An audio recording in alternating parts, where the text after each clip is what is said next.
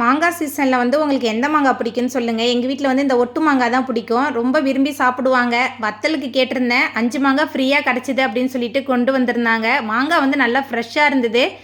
காம்போடையே இருந்தோடனே ரொம்ப ஜாலியாகிடுச்சு. ரொம்ப நாள் ஆச்சு காம்போட மாங்காய் பார்த்து. நல்லா ஃப்ரெஷ்ஷான மாங்காய். கேமரா ஆன் பண்ணி இந்த பக்கம் கொஞ்சம் வேலை பார்த்துட்டு இருந்தேன். ஐயா என்ன பண்ணிகிட்ருக்கான்னு பாருங்கள்.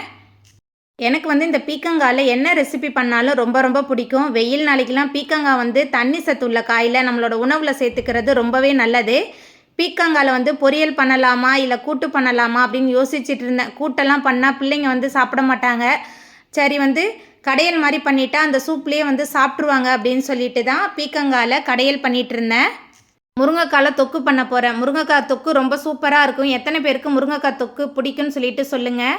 2 முருங்கைக்காய் வாங்கிட்டு வந்திருந்தாங்க. ஒரு முருங்கைக்காவை இந்த மாதிரி நல்லா ஒரு காட்டன் பையில் நல்லா சுற்றிட்டு தண்ணி தெளித்து சிங்க்கு ஓரமாக வச்சிட்டோமா வந்து 1 வாரம் வரையும் நல்லா ஃப்ரெஷ்ஷாக இருக்கும். இந்த முருங்கைக்காய் நமக்கு எப்போ தேவையோ அப்போ பயன்படுத்திக்கலாம்.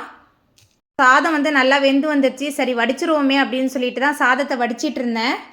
ஃப்ரைட் ரைஸ் பண்ணும்போது மட்டும்தான் குக்கரில் சமைப்பேன். மற்றபடி சாதம் வந்து நம்ம வீட்டில் வடித்து தான் சமைப்போம். வீடியோ பிடிச்சிருந்தா வீடியோக்கு லைக் கொடுத்துருங்க. அப்படியே ரென்னா வீட்டு சேனலையும் சப்ஸ்கிரைப் பண்ணிடுங்க.